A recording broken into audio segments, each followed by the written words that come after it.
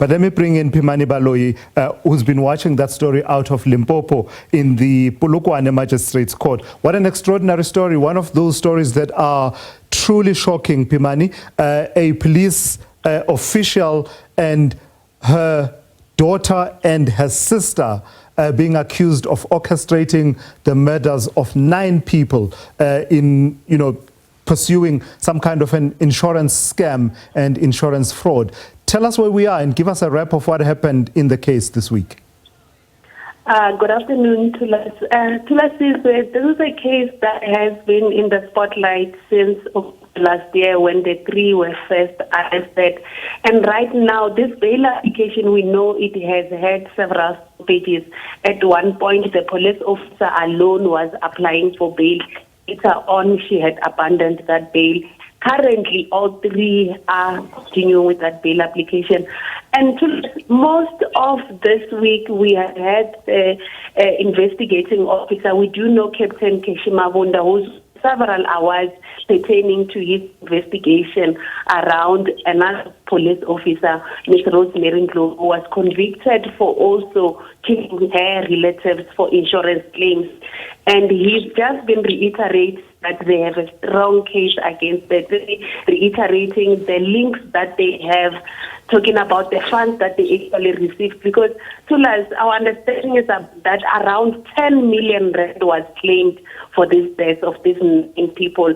These 10 million rand, some of which are claims that were declined, but over 5 million of this has gone to their accounts, others to account of other people who were related to those civilians who were killed, but the 3 accused would transfer those funds into their own accounts shortly after the funds were paid out. So the investigating officer has just been reiterating that, number 1, they have a strong case against the 3 accused, that he believes, number 2, that they would interfere with his case, citing instances where he says they've already interfered, they've contacted witnesses. In one instance, they've even told a witness to retract their statement, stating that Captain Mabunda took that statement under coercion. Yeah. So these are some of the details that we've gotten thus far, and we expect this, the defense of one of the other accused is expected to continue cross-examining Captain Mabunda, but he's not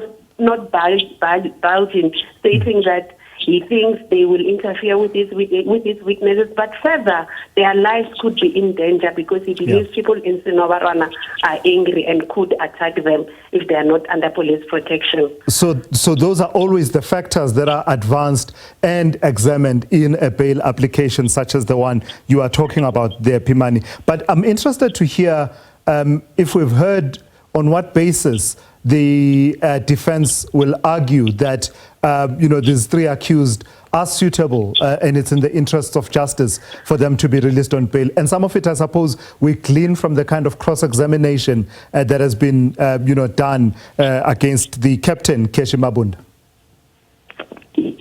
That we've had, you are right, the biggest case that the defense is to bring why is it in the interest of justice. And they've spoken about how these 3 women have dependents and children, they need to be released. But the biggest one that they've put forward is that they are not linked to this case, that state is based on circumstantial evidence.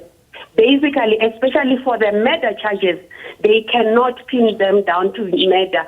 These people, at the time of their death, they were declared inquest and there was no investigation surrounding. There were no questions around them being murdered.